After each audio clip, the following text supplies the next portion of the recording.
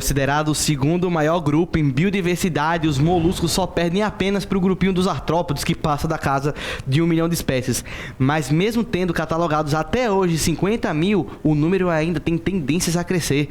Pesquisadores acreditam que devem ter ainda muito mais moluscos espalhados aí pelo mundo. E eles não são só curiosos por causa da quantidade, mas as características que eles apresentam são incríveis, sendo considerados animais às vezes tão inteligentes quanto golfinhos. Sério, prof? Sério. E se você quer entender um pouco mais sobre isso, eu me chamo Jonas, sou professor aqui no Ciências no Papel e te convido para esse mundo molenga e molhado dos moluscos. Vem!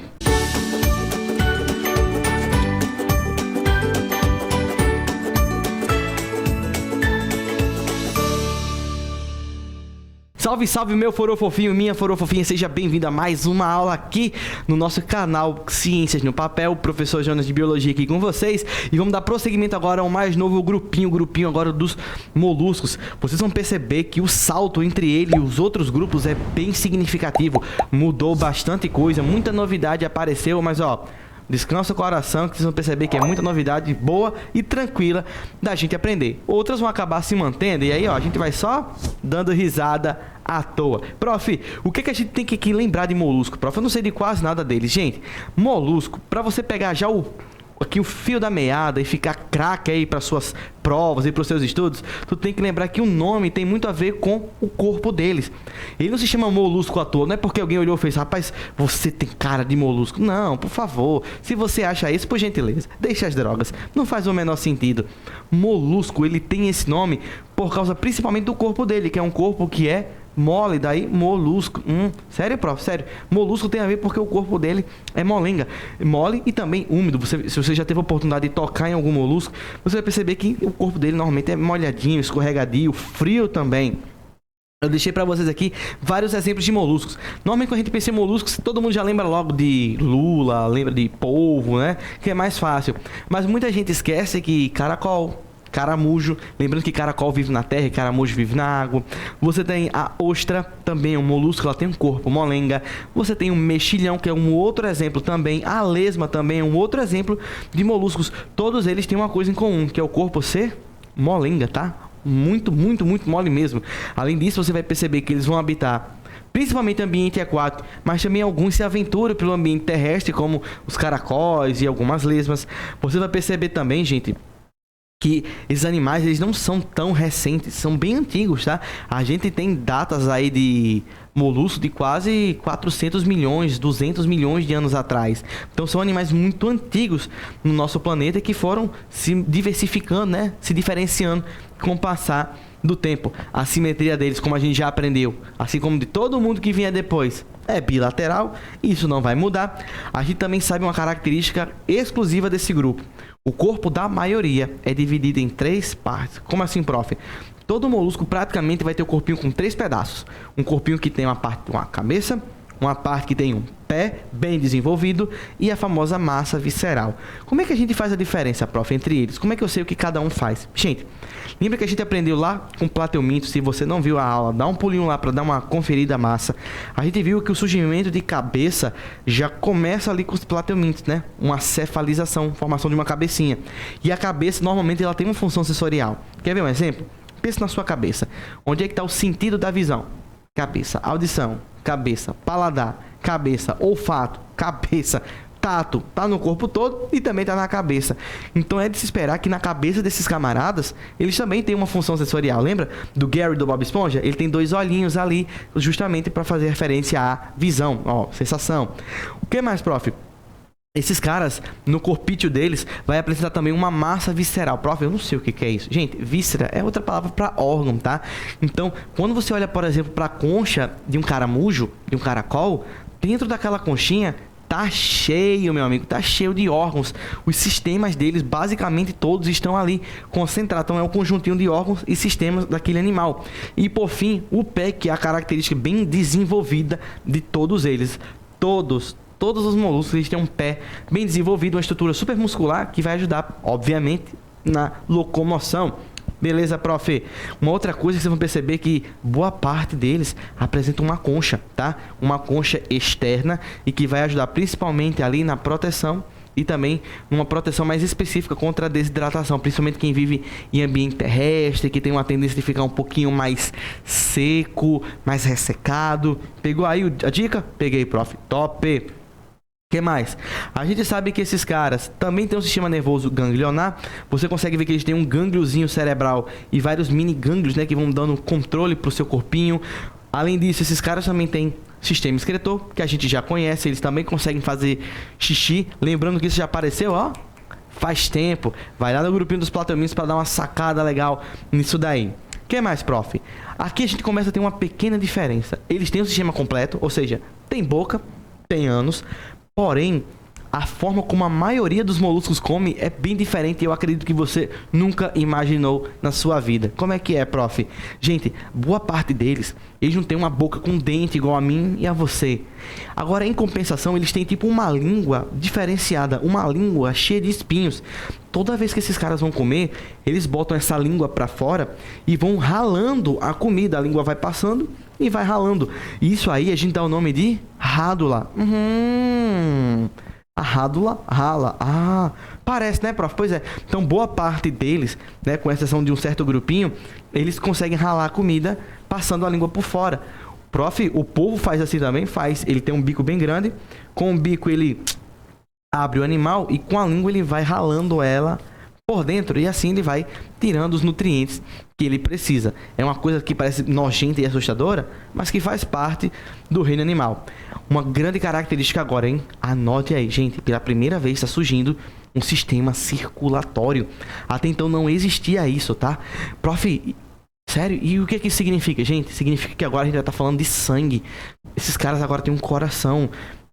Eles têm vasos sanguíneos, olha que legal. Só que uma coisa que eu botei pra vocês é que esse sistema circulatório, na maioria dos moluscos, ele é aberto. Prof, o que é que significa isso? Gente, um sistema circulatório aberto, ele faz contraste com um fechado. Qual é a diferença, prof, entre um e outro?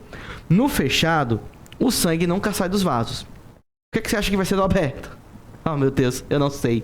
Sai, tá? Então, a característica principal do sistema circulatório aberto é porque o sangue ele acaba extravasando dos vasos. Agora, uma coisa que é interessante é que o coraçãozinho, como ele é perfurado, ele consegue sugar esse sangue de novo, ele bombeia, espalha e cai novamente. Eu, prof, mas esse sangue ele sai e cai aonde? Gente, ele vai cair aqui por dentro do animal. Se você der uma olhadinha, aqui quando esse coração contrai e o sangue sai aqui nesse finalzinho de vaso, ele se derrama aqui por dentro. E é por isso que esses animais eles acabam sendo tão lentos, tão lerdos ali na sua movimentação, né? Você vê como é que funcionam as coisas. O que mais, prof, que a gente vai saber desses caras?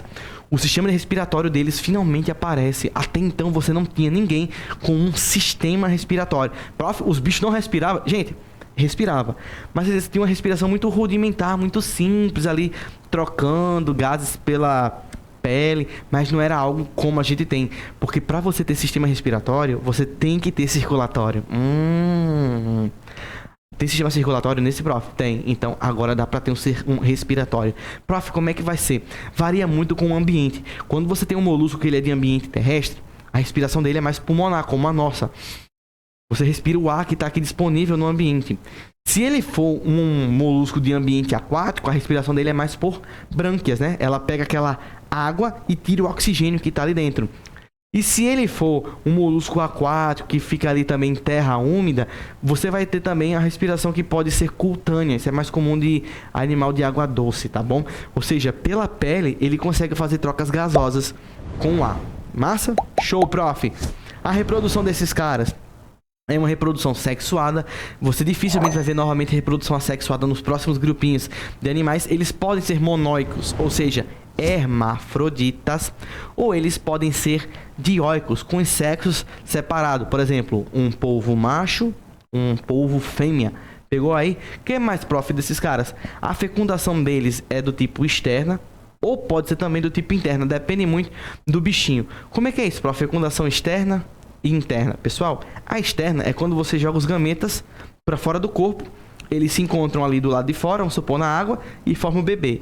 Na interna, o macho vai botar o gameta dentro da fêmea, e aí o bebezinho é formado ali dentro, tá? Bacana, né? Facinho? Quem mais que a gente sabe, prof? Então tá aqui fecundação externa. O desenvolvimento é indireto. De novo, prof, relembra para mim, por favor, povo. Desenvolvimento indireto é quando você tem, antes de chegar na fase adulta, um estágio larval. Você, antes de virar um adulto, você não era uma larva. Você sempre foi um ser humano. Só que ali, a larva, ela tem um estágio diferente do adulto. Pense, por exemplo, numa borboleta. A borboleta tem uma forma, a larva tem outra. Então, ali tem uma metamorfose. É parecido com isso daqui. Para você virar, meu amigo, uma estrutura mais, digamos assim, complexa, você passa por um estágio mais simples. Então, você tem uma mudança de corpo. Então, se você nunca viu, olha, isso aí são os ovinhos, né, da larva do polvo até virar o polvinho como a gente conhece. O que mais que a gente sabe, prof? Esse grupinho ele pode ser dividido, né, em 3 classes. Então, olha só. Dentro dos moluscos, você vai ter 3 grupos super importantes. E normalmente são abordados demais nos livros didáticos e nas provas. Quem são, prof? O grupinho dos gastrópodas, dos bivalves e dos cefalópodas. O que a gente usa, prof, para definir quem é quem? A posição do pé e a presença de conchas. Então, dependendo de onde é que está o pé e como é que é a concha, você vai dizer se o cara é um bivalve, se o cara é um cefalópoda ou se o cara é um gastrópoda. Então, mostra pra gente, prof, como seria isso. No grupinho dos bivalves, repara só o detalhe. Valva vem de concha e bi vem de 2.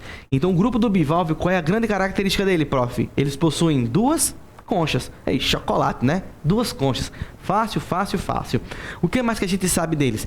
Os principais representantes, eu trouxe para vocês as ostras e os mexilhões. Os dois têm essas conchas, tá? Que se fecham e que se abrem. O que mais que a gente sabe deles? Eles vão habitar principalmente em ambientes aquáticos e a respiração deles, já que eles vivem na água, é de que tipo? Branquial.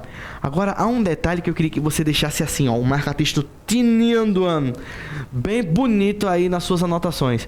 Eu disse para vocês que a maioria dos moluscos tem aquela linguinha, né? A rádula. Aqui, por exemplo, já não combina. Esses caras, eles não têm aquela língua. É por isso que eu costumo brincar que aquele Pokémon, o Shellder, lá da primeira temporada de Pokémon, não faz muito sentido. Se você vai lembrar, ele é tipo uma ostra com uma língua para fora. E aquilo ali não faz sentido para a biologia, porque bivalves como ele não possuem rádula, não tem aquela língua diferenciada. Eles, em compensação, fazem filtração. Eles sugam a água, retiram a comida e depois desprezam aquela parte da água para fora. O que mais que a gente sabe deles, prof? Eles têm uma importância muito grande na economia, seja por causa da comida, seja por causa da produção de pérolas. E é bem bacana, pouca gente sabe, mas a pérola, gente, é uma forma de defesa deles. E certa vez já foi cobrado até numa prova do Enem, né? O que é que a pérola implicava para um molusco como esse. Então, quando alguma pedrinha ou algum animalzinho fica incomodando ali a pele da ostra, não são todas que fazem isso, obviamente, mas algumas espécies, elas produzem uma substância chamada nacá, que envolve aquela pedrinha, e aí aquela substância ela endurece e vira a pérola, né? Bacana. O que mais? E a ecológica, ela é um bioindicador. Então, você consegue saber como é que está a qualidade da água, dependendo de como é que está as substâncias no corpo de um molusco desse, já que eles são filtradores. Na classe dos cefalópodas, prof, o que é que a gente tem tanta diferença? Pessoal, enquanto o bivalve ele tinha 2 conchas, o cefalópoda ele tem uma outra pegada. O pé dele é na cabeça, ó. Céfalo vem de cabeça e poda vem de pé. Repara pra cá. Olha bem pro meu povo e pra minha lula. Você vê os tentáculos deles ligados na cabecinha. Então, ó, cefalópoda. Então, bem bonito, dá pra ver ali o meu gifzinho ele dançando, né? Vários tentáculos, né? Os pés ligados diretamente na cabeça. Prof, eles têm concha? Depende. Eles vão estar, logicamente, em ambiente aquático, então a respiração deles, obrigatoriamente, aqui vai ser branquial. E as conchas vão estar presentes mais nas lulas. Você vai ver que a lula ela tem uma concha interna e você consegue perceber a diferença na cabeça deles.